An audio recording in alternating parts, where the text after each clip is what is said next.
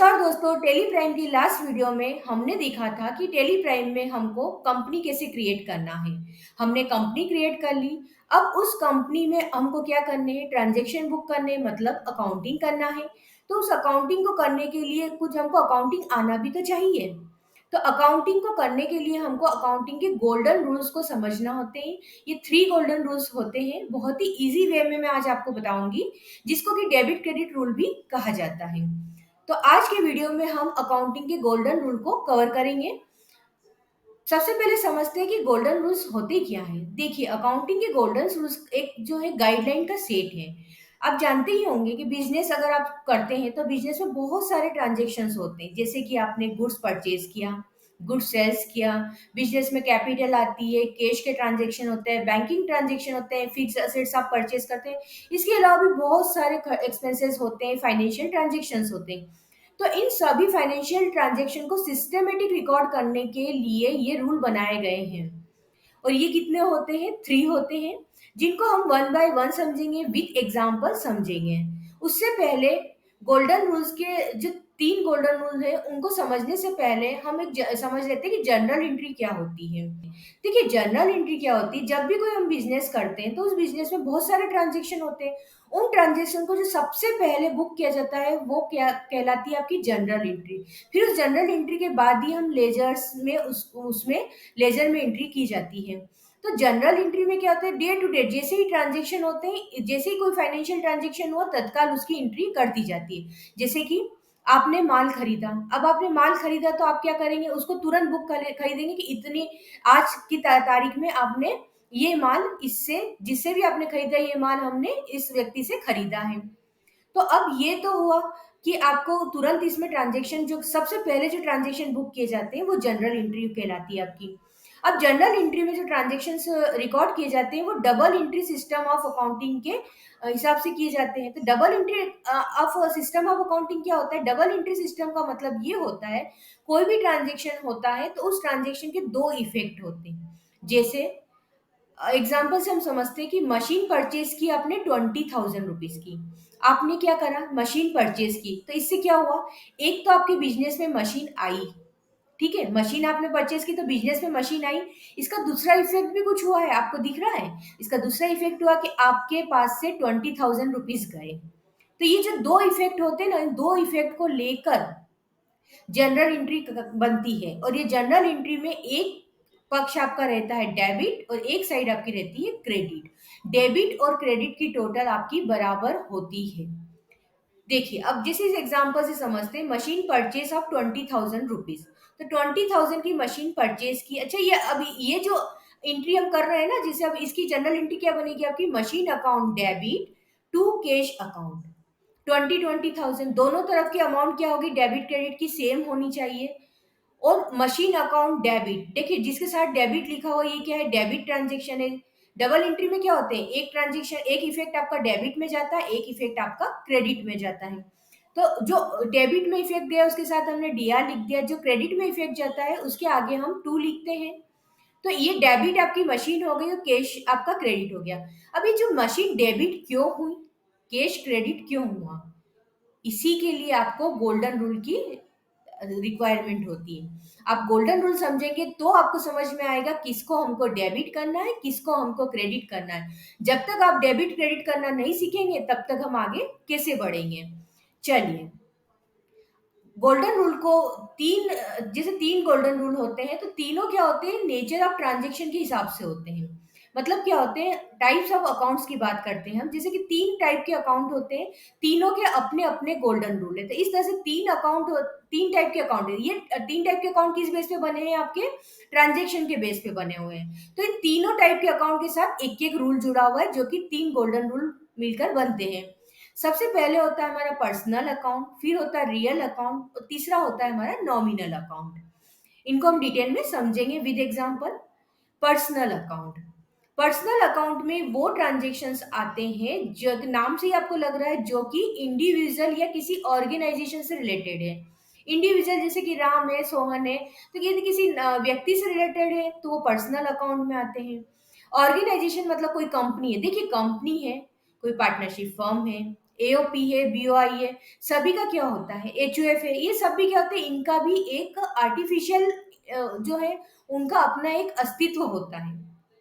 जैसे कि आप अगर हम एक फर्म की बात करें, पार्टनरशिप फर्म, तो पार्टनरशिप फर्म पार्टनर्स के द्वारा चलाई जाती है, लेकिन पार्टनर्स का स्टेटस अलग होता है इंडिविजुअल कैपेसिटी में, और फर्म का स्टेटस अलग होता है। तो जितने भी ऑर्गेनाइजेशन है वो भी सब किस में कवर होंगे, पर्सनल अकाउंट में। और ना आपके पर्सनल अकाउंट तो होने ही है, जो इंडिविजुअल अकाउंट है, इसका रूल क्या होता है पर्सनल अकाउंट का, जितने भी मतलब जैसे डेटर्स क्रेडिटर्स है हमारे, वो सभी किस में आ जाएंगे, पर्सनल अकाउंट में आ जाएंगे। कोई कंपनी है, बैंक अकाउंट है, जैसे एसबीआई है, स्टेट बैंक ऑफ इंडिया है, या फिर आपकी कोई कंपनी एक्स वाई जेड से आपने माल परचेज किया, तो एक्स वाई जेड क्या हो गई, आपकी पर्सनल अकाउंट हो गया है। तो इस तरह से जहां जहां भी आपको पर्सनल अकाउंट दिखता है, तो वहां पर एक रूल लगेगा।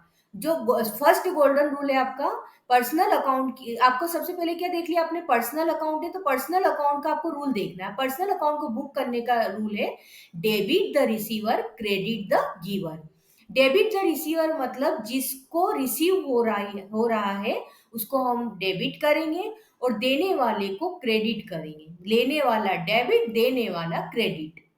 तो अब इसको हम एग्जांपल से समझते हैं। जैसे कि cash paid to Sohan of ₹10,000। हमने सोहन को कैश दिया है 10,000 रुपए। देखिए, सबसे पहले जनरल एंट्री करने का सबसे अच्छा तरीका है कि आप उसमें ट्रांजेक्शन को पहले समझ लें कि इसके दो, देख मैंने क्या कहा, जनरल एंट्री में आपको दो इफेक्ट समझना है। अब इस एंट्री से आपको समझना होगा कि एक क्या हुआ, आपने कैश दिया है, तो आपके कंपनी से क्या, अब अच्छा आपको अपने आप को कंपनी की जगह रख के देखना है कि हमारी कंपनी में क्या आ रहा है, क्या जा रहा है। ठीक है। अब कंपनी के पॉइंट ऑफ व्यू से हमको सोचना है। अब उसके बाद हमको क्या करना है कि दो इफेक्ट देखने हैं। दो इफेक्ट देख रहे हैं, देखिए कैश पेड, एक तो हमारी कंपनी से कैश गया, दूसरा कैश किसको दिया, हमने सोहन को दिया। तो दो अकाउंट, दो इफेक्ट क्या हुए, एक तो सोहन को दिए, तो या तो आपने सोहन से कुछ आपने परचेज किया होगा, या फिर आप सोहन से उधार लिए होंगे, कुछ भी होगा। तो आपका एक अकाउंट आपका हो गया सोहन का, और एक हो गया आपका कैश का, ये दो इफेक्ट हो गए। और ये अमाउंट तो ठीक है, अमाउंट आपकी डेबिट और क्रेडिट में बराबर रहेगी। अब इसका रूल क्या बोलता है, डेबिट द रिसीवर। अब इसमें आपको पर्सनल अकाउंट को पहचानना है। इस एंट्री में देखिए हमने निकाल लिया कैश है, सोहन है, तो अब पर्सनल कौन होगा इसमें, सोहन। तो सोहन अकाउंट को आपको, अच्छा जनरल एंट्री में ये भी, अगर आपने एक पहलू भी इसका समझ लिया, दूसरा पहलू बुक करना आसान हो जाएगा। आपने एक को समझ लिया कि इसको डेबिट करना है, तो दूसरा अपने आप उसका क्रेडिट होगा।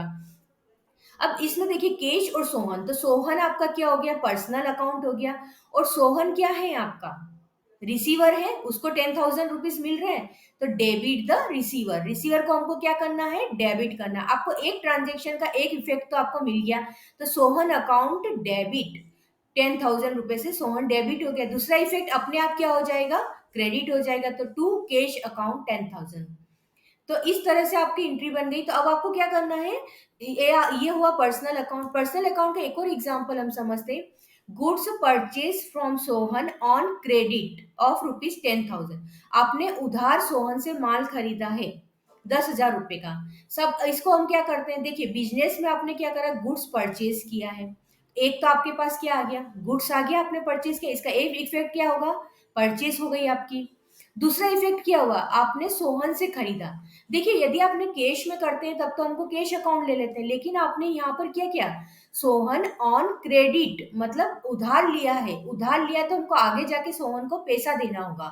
तो अब अभी हमसे हमारे हाथ से पैसा गया नहीं गया, आगे जाके देंगे। तो अभी हमको दूसरा इफेक्ट किसको देना है, सोहन को, क्योंकि सोहन ने क्या किया, उसको उसको बेचा है, मतलब हमने खरीदा है सोहन को, तो अब आगे जाके हमको देना पड़ेगा सोहन को। तो सोहन को देना है तो हमको सोहन का अकाउंट भी तो बनाना होगा, तभी तो उस अकाउंट में आगे जाके हम उसको पेमेंट करेंगे।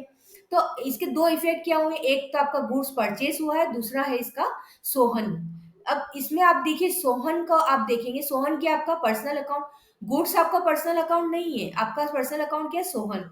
सोहन क्या होंगे, देखिए इसमें debit the receiver, credit the giver. Goods किसने दिया है, सोहन ने दिया है, तो सोहन ने गुड्स दिया है, हमको तो गुड्स मिला है, तो सोहन ने गुड्स दिया है, तो मतलब क्या हुआ, गिवर कौन हुआ, सोहन। तो सोहन क्या हो जाएगा, क्रेडिट हो जाएगा। तो इसकी एंट्री क्या होगी, देखिए आप सोहन क्रेडिट होगा तो डेबिट क्या होगा, गुड्स परचेज्ड अकाउंट।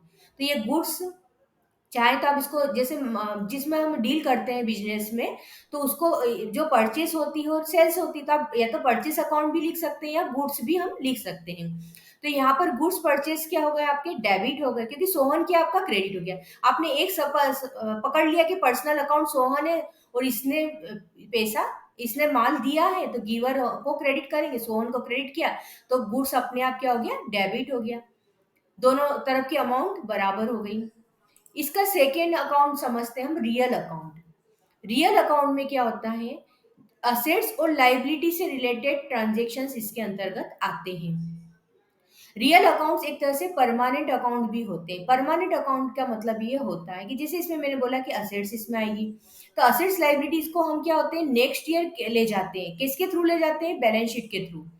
जिन ट्रांजेक्शन्स को, जिन अकाउंट्स को हमको आगे नेक्स्ट ईयर में ले जाना है, वो सारे अकाउंट किस में आते हैं, बैलेंस शीट में आते हैं। आगे जाके हम ट्रेडिंग, पी&एल, बैलेंस शीट सब समझेंगे, अभी आप उसका थोड़ा सा बेसिक समझ लीजिए। तो अब जिन अकाउंट को हमको आगे ले जाना होता है, आगे का मतलब क्या होता है, रियल होते हैं अकाउंट, एक्चुअल परमानेंट अकाउंट होते हैं। जैसे कि मैंने अभी आपको इस एंट्री में बताया था कि सोहन से हमने उधार में माल खरीदा।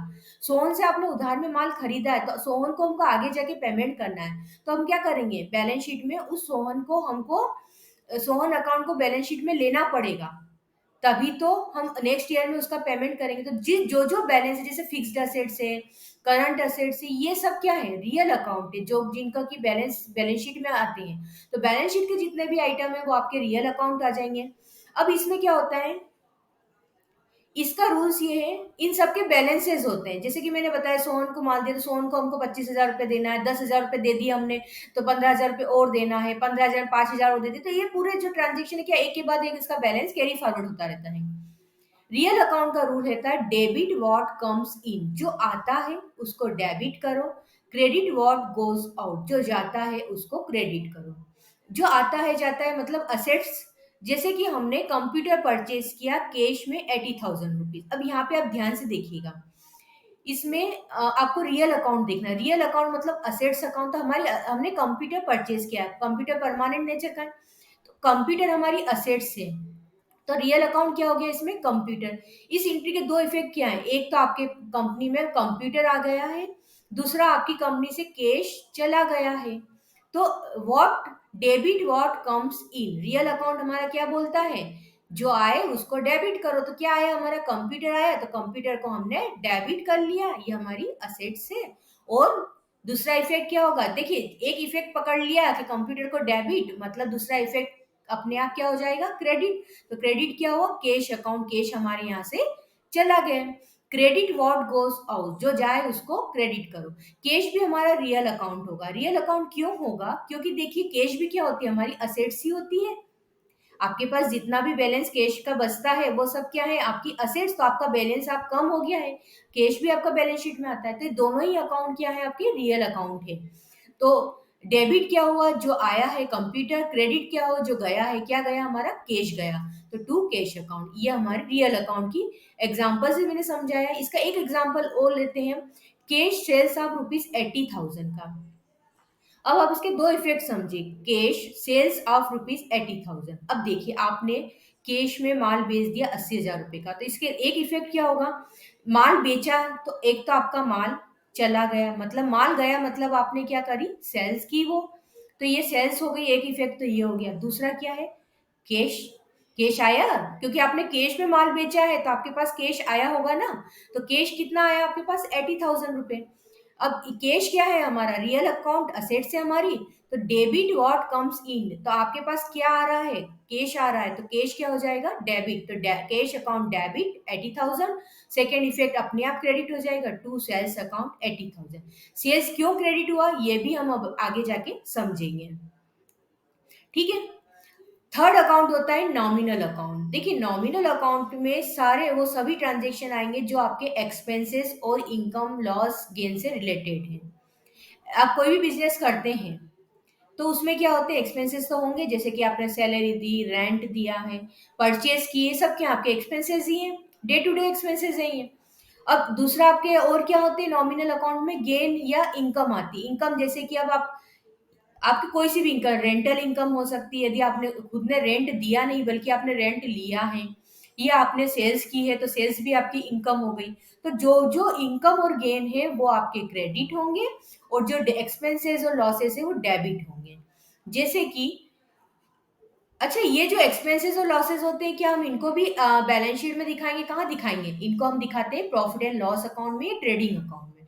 और ये ट्रेडिंग और प्रॉफिट एंड लॉस अकाउंट हमारा हर ईयर का अलग अलग बनता है, और इसमें से ये कैरी फॉरवर्ड नहीं होता है। इसका कैरी फॉरवर्ड क्या होता है? जो लास्ट नेट प्रॉफिट आपका जो बचता है सारे इनकम में से एक्सपेंसेस घटाकर, या तो आपका लॉस आएगा या प्रॉफिट आएगा।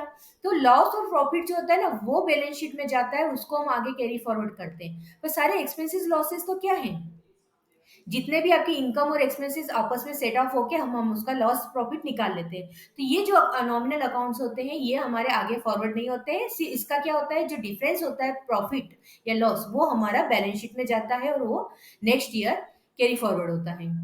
अब जैसे हम एग्जांपल से समझते हैं, हमने स्टेशनरी परचेज की है 35,000 की इन कैश। अब यहाँ पर आप वही अब एंट्री को समझिए। आपने स्टेशनरी परचेज की है, तो एक तो आपकी कंपनी में क्या आ गई, स्टेशनरी आ गई। स्टेशनरी क्या है, हमारा एक्सपेंस, असेट्स नहीं है ये।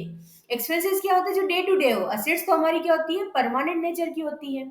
तो ये हमारी क्या हो गई कि ये हमारे एक्सपेंसेस हो गए। तो स्टेशनरी परचेज की, या आपने रेंट दिया है, या आपने सैलरी दी है, ये सब क्या है, हमारे एक्सपेंसेस है। तो ये स्टेशनरी, एक तो आपका इसका इफेक्ट रहेगा, स्टेशनरी आपकी बिजनेस में आई है तो। और दूसरा इफेक्ट रहा आपका, कैश में आपने खरीदी है तो कैश आपके इसके कंपनी से गया है। दो इफेक्ट आ गए।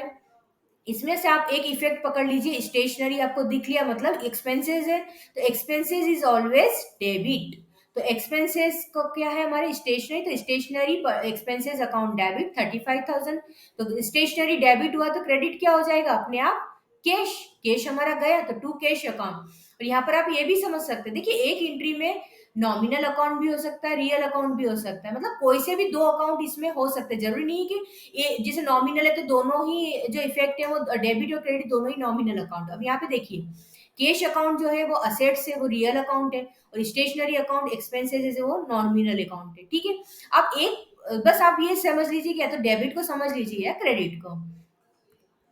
इसका एक और एग्जांपल लेते हैं, sales to Mohan of ₹35,000 on credit basis. देखिए हमने क्या करा, 35,000 का माल मोहन को बेचा है, उधार बेचा है। यहाँ पर उधार बेचा है, इस एंट्री के दो इफेक्ट क्या हुआ है, एक तो आपने सेल्स की है, मतलब आपकी कंपनी से क्या हो गई, सेल्स हो गई, माल गया, आपका गुड्स गया। देखिए जब माल आता है जो तो उसको हम परचेस बोलते, जाता है उसको सेल्स बोलेंगे। तो ये सेल्स हमारी क्या हो गई, इनकम ही होगी ना, जो इनकम होगी सेल्स की नहीं। सेल्स आप क्या करेंगे, अपना माल बेचेंगे, उसके बदले आपको या तो अमाउंट, आपको उसके बदले अमाउंट मिलती है। तो सेल्स हमारी क्या होती है, इनकम होती है। तो जो सेल्स की हमने की है, किसको की है, मोहन को, ऑन क्रेडिट बेसिस। देखिए कैश में करते हैं तब तो फिर क्या, दो इफेक्ट हो जाते हैं, एक तो कैश का इफेक्ट हो जाता है और एक सेल्स का हो गया। लेकिन यहाँ पर कैश तो हमारा गया ही नहीं है, एक इफेक्ट हुआ है हमारा सेल्स की है।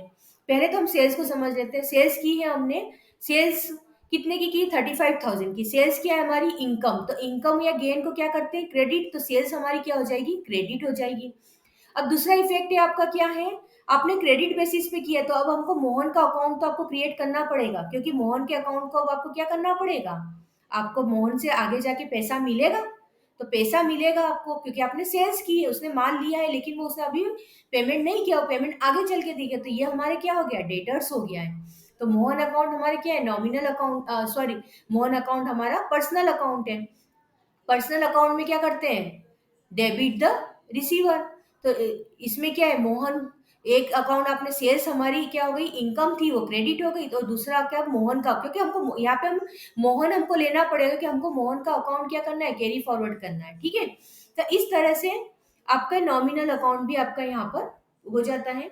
तो ये तीन गोल्डन रूल्स हमारे कौन कौन से हो गए, आप ध्यान रखिए। अच्छा इसमें बहुत ज्यादा समझना नहीं, बस मैंने कहा ना, आप केवल ये समझ लीजिए कि एक इफेक्ट इसका कहाँ जा रहा है, एक डेबिट है तो अगला अपने आप क्रेडिट हो जाएगा। और टेली में तो आपको आधी चीजें तो आपको कहते हैं ना कि आपको सोचना भी नहीं है, वहां पे आपको सब तैयार मिलेगा। लेकिन फिर भी ये रूल्स हमको समझना बहुत जरूरी होता है। तो गोल्डन रूल्स टोटल हमारे 3 हो गए, जो हमने अलग-अलग उसको जो अकाउंट्स के हिसाब से जो-जो होते हैं वो हमने समझ लिए। टोटल कौन-कौन से आए देखिए, debit the receiver, credit the giver, debit what comes in, credit what goes out, और debit all expenses and losses, और credit all income and gains profit. तो ये 3 रूल बस आप अच्छे से याद कर लीजिए, समझ लीजिए, याद तो नहीं करना है, समझ लीजिए, और करते-करते आपकी खुद की हैबिट हो जाएगी। जब भी आप कोई एंट्री करें जनरल वाउचर, अब इसके आगे के वीडियो में हम जनरल एंट्री को ही समझेंगे, जनरल एंट्री, लेजर, ये सब अब हम टैली में अकाउंटिंग करना स्टार्ट कर देंगे। तो अब जब-जब जनरल एंट्री करें तब तक आप सोचिए कि डेबिट किया है तो क्यों किया है? क्रेडिट किया है तो क्यों किया है? आप ऐसे 8-10 एंट्री भी अगर आप ऐसी कर लेंगे, तो आपको समझ में आ जाएगा। दोस्तों, मुझे पूरी उम्मीद है कि आपको ये वीडियो पसंद आया होगा। प्लीज़ इसको लाइक और शेयर करना ना भूलें, और अभी तक आपने मेरा चैनल सब्सक्राइब नहीं किया है, तो आप इसको सब्सक्राइब कर दीजिए ताकि आपको रेगुलर अपडेट्स मिलते रहें। Thank you.